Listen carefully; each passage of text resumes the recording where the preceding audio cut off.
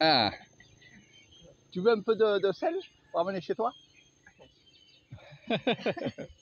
Allez, je vais vous montrer un peu notre première visite aujourd'hui avec Katia. On est allé voir, je ne sais pas comment appeler ça, si les personnes qui esseraient le sel de la terre.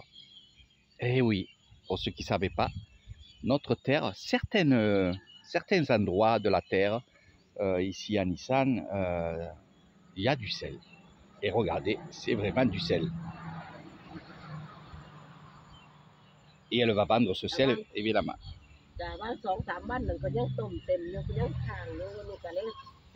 Ah, c'est grave, ok.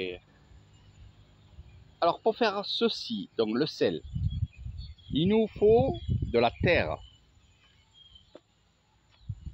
Eh oui, eh oui, eh oui, mes amis.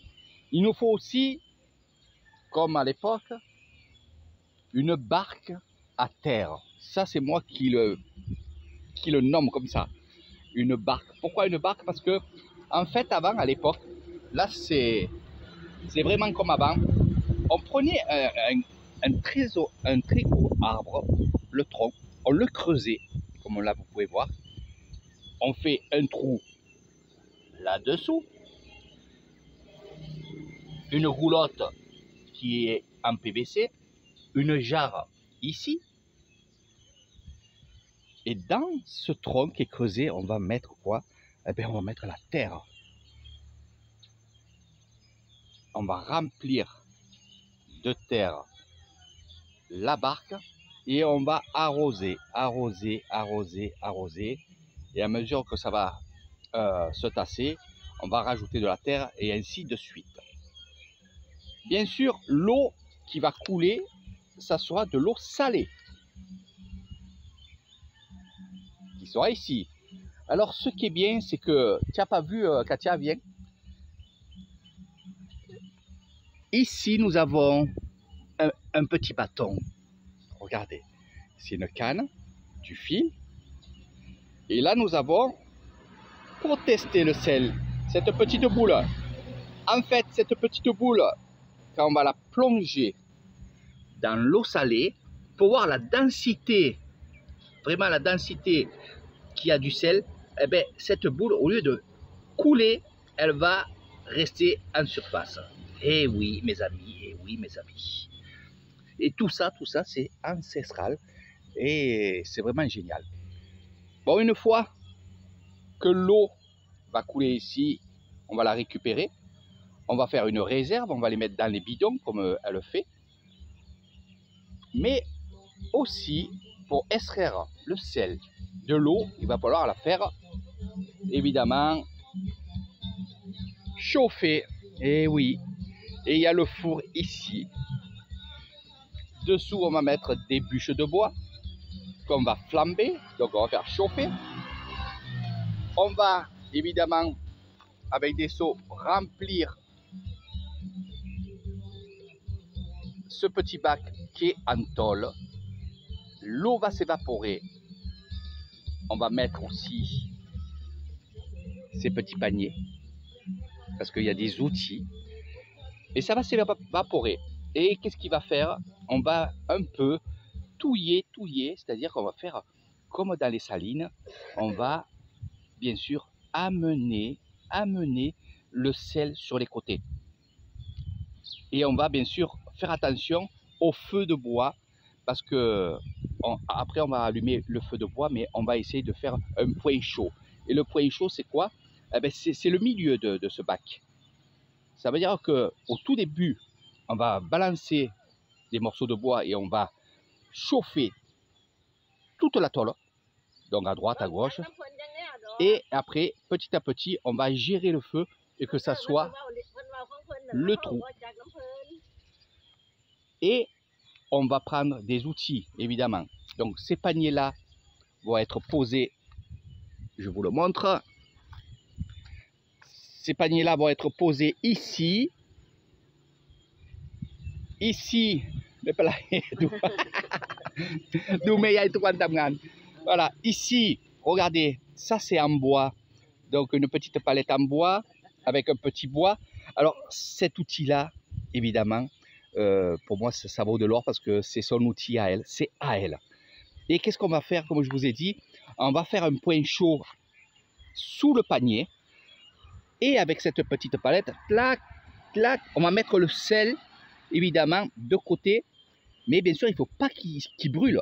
Donc on va avec ça, là, le récupérer, le mettre dans le panier ici. Et quand il y en a beaucoup, bien évidemment, on va les mettre une fois que c'est fait. Voilà, regardez, il y a du sel de partout. Hein. Une fois que c'est fait, on va le faire sécher sur le plateau. Et on va mettre le plastique dessus, en cas s'il pleut. Et de là, ça va être mis en sachet et ça va être vendu.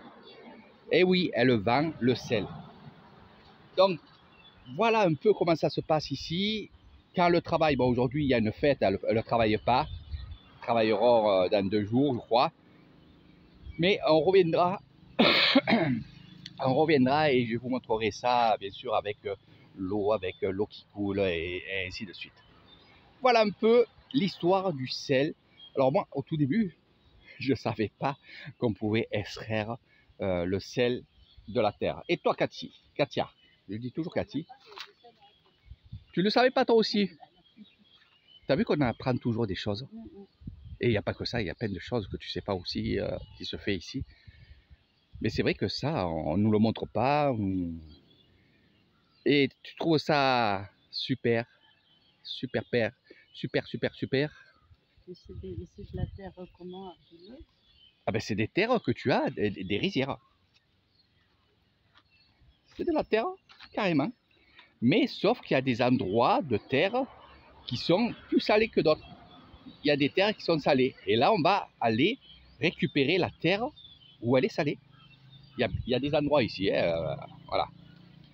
Après, il y a des gens qui font comme elle, se mettent carrément sur leur terre qui est salée et font directement sur leur terre. Là, ils sont obligés de faire venir 1, 2 ou 3 camions. Alors, le travail quand même, parce que c'est ça qu'il faut voir, parce que la grand-mère, elle est là. Elle fait ça avec son mari et des voisins.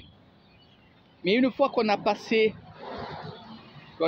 tout ça là, la terre, elle reste. Et la terre, il faut l'enlever. Eh oui, mes amis. Donc le travail, c'est d'enlever la terre. Alors il y en a des boîtes là. Et de reprendre de la terre et ainsi de suite. Donc c'est du gros travail. Ils font ça petit à petit. Mais c'est génial. C'est ce que j'aime, c'est leur tradition. Le sel, il est très bon. Franchement, il est très bon. Et bravo à elle. Franchement, bravo à elle et à ses voisins, voisines qui travaillent à côté. Donc je vais vous faire quelques petites vidéos, un peu comme ça, avec des choses que vous découvrirez avec Eric Thailand. Donc ici, ces tôles-là servent juste à faire pare-feu. Hein, en fait, c'est eux qui gèrent le feu. Ça, c'est très important. Le travail ici est quand même, il faut enlever la terre, remettre à la terre et arroser. Après, on laisse faire. Mais le gros travail, pour moi, c'est justement le feu. C'est comme un boulanger. C'est exactement pareil. Quand on connaît son four, on connaît les morceaux de bois qu'on va mettre à l'intérieur et tout. Voilà, il faut gérer ce four. Donc on met des pare-feux ici, pour pas qu'il y ait trop de vent pour activer le feu, et ainsi de suite. Donc je vous fais quelques photos que vous récupérerez sur mon Facebook. Et si vous avez envie de découvrir ça, il faut venir en Thaïlande, à Nissan. Et on rencontrera ces grands-mères qui sont exceptionnelles.